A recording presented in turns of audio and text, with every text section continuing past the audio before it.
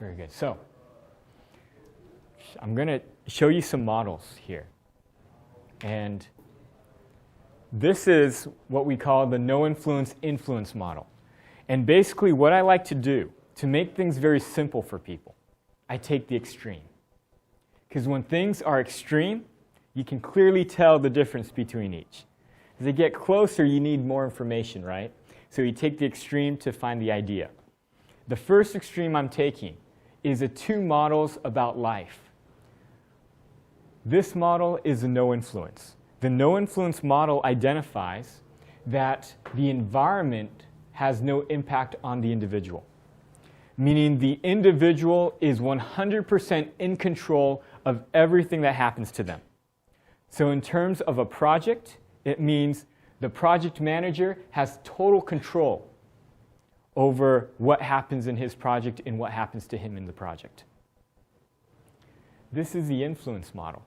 The influence model identifies that the project manager is not in control of anything, and that everything is controlled by the environment.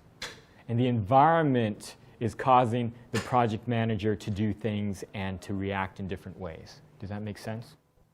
So one is saying the project manager has full control over what happens to him. The other is saying the project manager has no control over what happens to him. And that he's a victim here and he's not a victim here. So in your groups, look at the characteristics. And I want you to tell me, which side would you rather be on and why?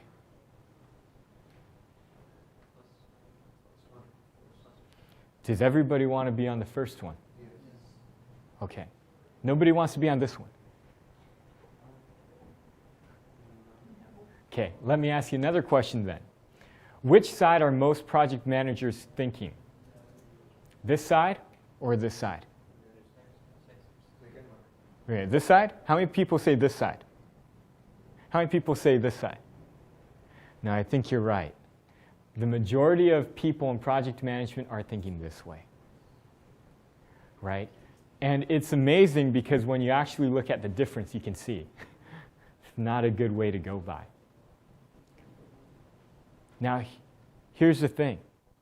Can you act and do your job like this, but in your personal life feel like life is like this? I think it's tough. It is tough. Yeah. Well, why can't you act like this when you're doing your job and like this when you're at home and the rest of your life? It's your way of life. I mean, it's not something that you put on for work and put it off after work. This is like the way you live, and it has to be within you. Yes. If you're living two different ways, does it make your life more complex or more simple? More complex, right? Because every time you go into a situation, you have to think what? Am I at work or am I at home? Am I talking to my spouse or am I talking to a worker? Right? And that decision you have to make every single time is going to make your job very difficult, right? This is what's really interesting about it.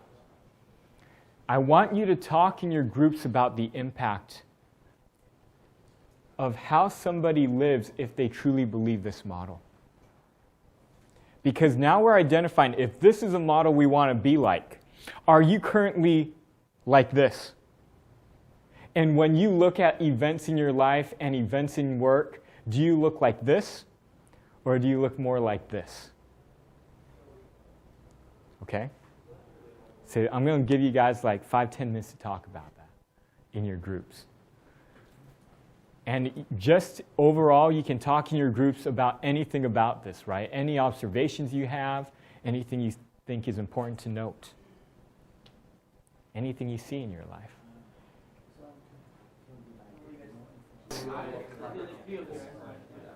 Okay, guys.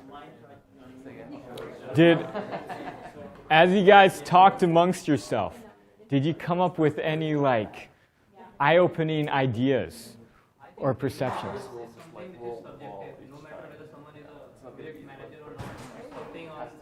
his or her nature, like blaming others. So even if he or she is a better project manager or not, but once it's in his nature, then he would blame others.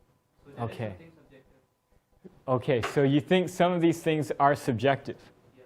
No, okay, now remember, how do we get these characteristics Maybe under someone each? who is not performance driven, someone who is not better. No, we purely get these characteristics based on the way they look at life, Family origin. right? See, so for example, if somebody believes that the environment determines who they are and what they're capable of doing, are they more likely to blame other people or blame themselves when something goes wrong in their life? To blame others. They're more likely to blame others. That's why blame others is on this side and not blame others is on this side. Because if you believe that you're in control of your own life, that you determine how things will go and work, then if anything goes wrong in your project, who do you blame? Yourself. You don't blame others. So if you have this ideology in your mind, then you never blame other people because you're in control. If you have this ideology, then your initial thought if something goes wrong is what? You did it. They did it. Because they don't have the skill and because they did what they did, that's why my project went bad. Right? Does that make sense? So all of these are from the idea that everybody else is controlling and I'm not in control. And all of this is based on a person who believes they're in control of their own destiny. Does that make sense? And also one other thing, Yes. project management should not be like a point of authority rather than more responsibility. Like not, if you were a project manager for like $100 million job, it doesn't mean that, oh, you're the boss of $100 million, but it means you have more responsibility. You have $100 million to look after and to be responsible. And if something goes wrong, Yes. it should be, or it is your neck that goes under the blade. Now let me ask you, who is more likely to take an authority role? Someone who has this type of idea or someone who thinks of the influence idea? Yeah, this idea, right? Because if you believe you have no influence over other people and you can't control other people, then you no longer have power, right, over others. And that's what authority positions look at, right? Now, what is the main, did you guys discuss, what is the main change in how you do business? Depending on if you think this way or this way. What's the main difference between these two models when you're doing business? Controlling everything, and this one like micromanaging and letting the professionals deal with it on the other one. So second side, they talk more, do less, and talk You less. got it. This is the big difference, right? Because if you don't think you can influence other people, then all of this is what? Waste of time. You got it. So in moving to this side, yeah, it cuts off all of that. So did you guys think in your personal life, how much of this do I do? See, my wife, she's an expert at this. She always lets me know. So we're in the car, we start talking about something, immediately she does a hand motion even. She says, Jacob, you're doing this. She's even creative. When I look at it, I start laughing about it, and then she does this one for the laughing. Really good. I'm impressed. But yes, see, when you see the change that you need to make, it means all of us, as we want to be better project managers, what is the most helpful thing we can do in life?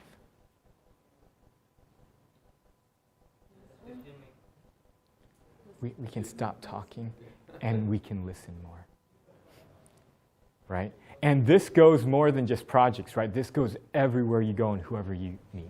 I need some clarity about be reactive and be organized. Yes.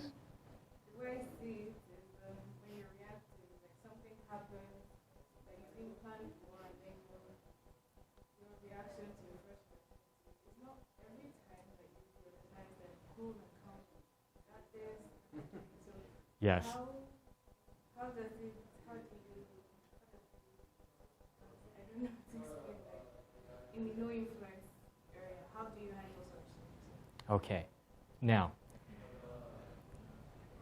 you're looking at being reactive, and your question is, well, eventually something's going to surprise everybody because nobody has all information and totally can predict and know exactly what's going to happen, right? So these you need to remember are extremes. Is anybody all the way like this? And is anybody all the way like this? No. So this is just the extremes. Everybody is in between. So yes, everybody at some point is going to be reactive or be surprised, and they're hurrying, scurrying about trying to take care of it. But who is more likely to be surprised? Someone who plans things in advance, or somebody who thinks anything could happen, so why should I plan because someone's just going to come in and mess it up? Yeah, this one's going to be more reactive, right? How do you deal with things that you're surprised about? So when you get surprised, Me? what would we do? Well, anybody. Say, you know what, I'm just going to do a lot of this, and hopefully everything will be okay by the time we get out of it. No. When these people are surprised, they go to this again.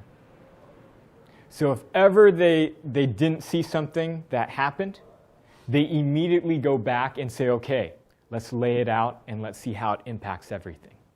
And let's see what we need to do from here. Does that make sense? Most people will do what? Something crazy happens, they don't look at the plan. They just immediately make a decision and they go and try and do something to fix it, right? Not knowing how it's going to impact anything else on the project. So that's what this person does, but this person will always go back to the plan. So as you're going through your project, when you make a plan, you're making it with what? The information that you currently know. As soon as you run into something that you didn't expect and you didn't know, what should you do? You go back to your plan and you adjust it before you do anything. So you can see, if I do this, this is what's going to happen, right? So I'll give you an example. With your schedule, right? Everybody starts out with a schedule. But as things happen in the schedule never gets adjusted, right? So you start with the schedule, you go along, and it changes, but you're not changing the schedule. Immediately when an instance occurs that one of my schedule items are going to change, what do?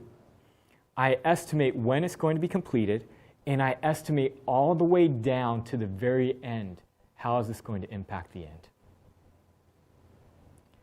A lot of people, they rely on automation to do this now, right? Has anybody dealt with like Microsoft Project, right? Microsoft Project, it will kind of automatically do that for you. But I don't like automation. Why? Because automation doesn't take into account all the information. So people will say, okay, I'm going to adjust this one date, and then everything will be okay. But they're not looking at all the different variables, right? So I always have people go through and look at every item and see what's going to impact this. Is this going to be impacted? How much, right? So that they can actually know what's going on. Does that make sense? Yeah. Project doesn't know when your reviewers are going to Disneyland with their grandkids, or when someone's got You're right. surgery. You're right. So I always say don't rely on automation. Always do it yourself. Always look at it yourself. Very good. Okay. Now this is going to be kind of like a surprise for everybody because I don't know what's next. Alfredo informed me that the slides were adjusted from what I usually have. So we'll see what comes up. By observation, reality is the left side. Okay. Meaning, what's more likely to be accurate and correct? Something that makes sense and produces results, and makes people successful, or something that causes people to not be successful? First one. That's why this, according to reality, is more correct. We're not going to get into this in this class all the way.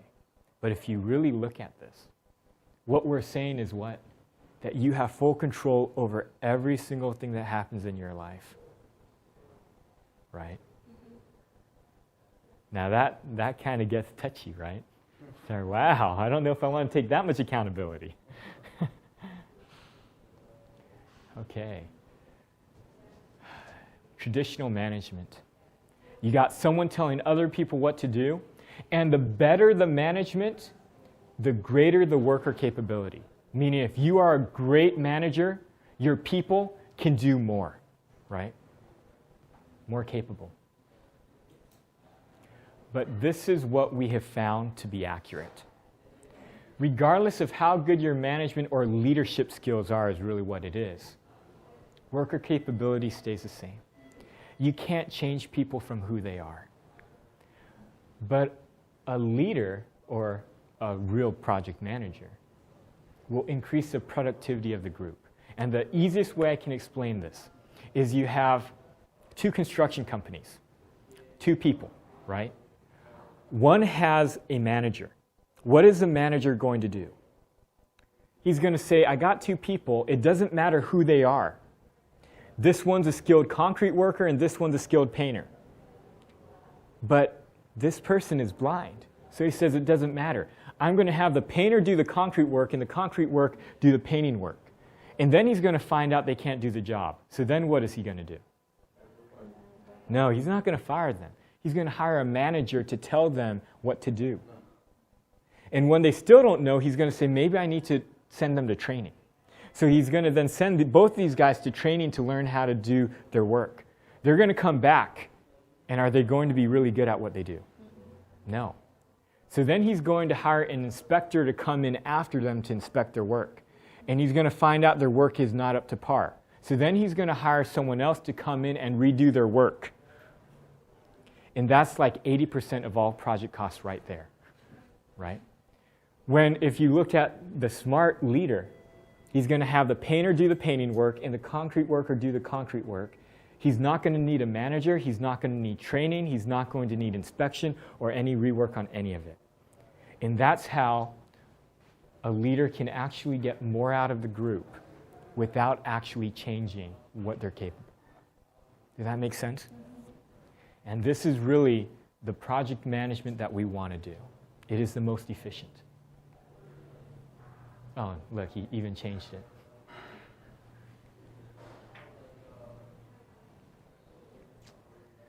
And this is the model. Ooh, this is the wrong model. This is the influence model. Requires a lot. Basically, you know the little toys? And you see like the little kid trying to shove the star into the square. And it's like so cute because, you know, they don't know any better. Have you ever seen a grown man do that? It's not as cute, right? But we do that every single day, right? We're trying to make people, force people into a hole that they don't fit into.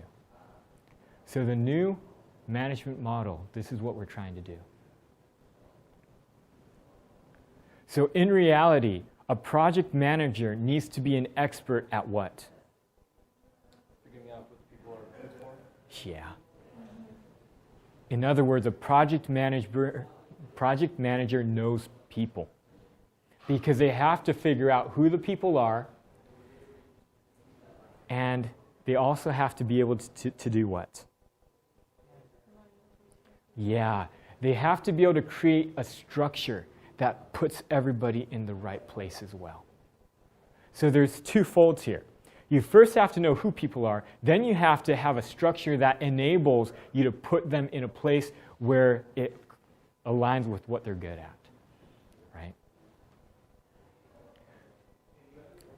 right? So what I'm telling you is a project manager doesn't necessarily have to what?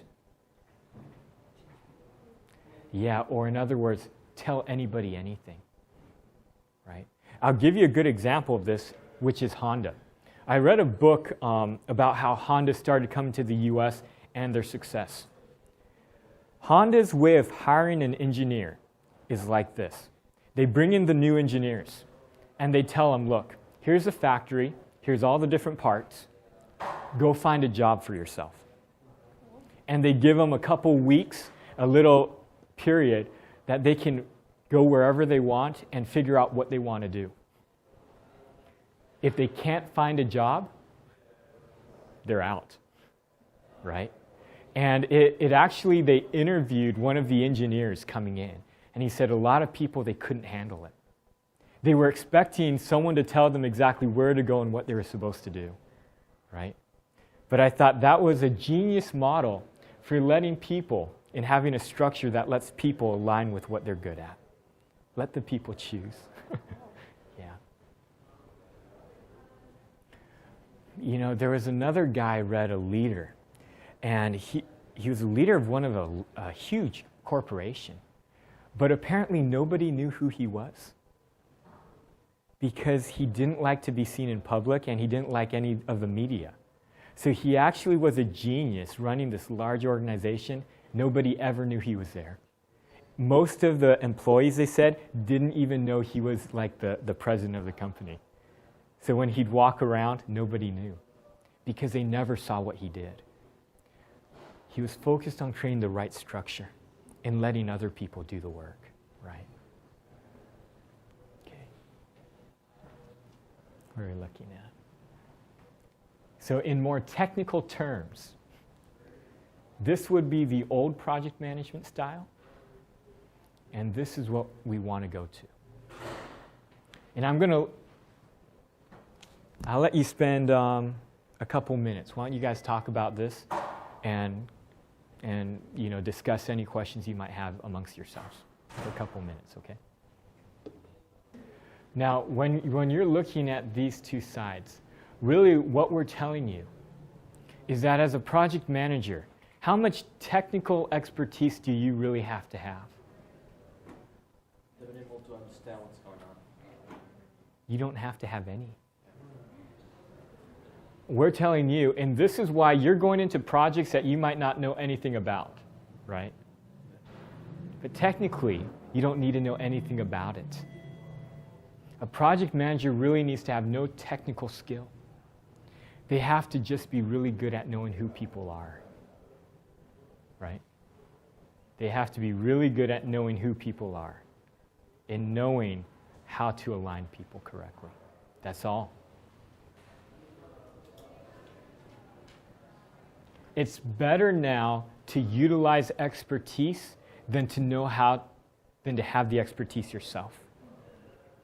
Or in other words, there's so very few people in life that have the expertise of using other people's expertise. Right? Most people, they want to be able to do the work themselves because they need to feel secure. Right? But what we're telling you is actually, if you can utilize other people, you are a rarity. And as we move into the future, you are going to be in high demand. Because how many engineers are coming out of college right now? Tons. More than anybody can ever employ. All people who have a lot of technical expertise, right? But what the industry lacks is someone who can use it, right? Yes, anybody can be an engineer, but not many people can learn how to use all the engineers to do something good efficiently, right? Very good. Okay.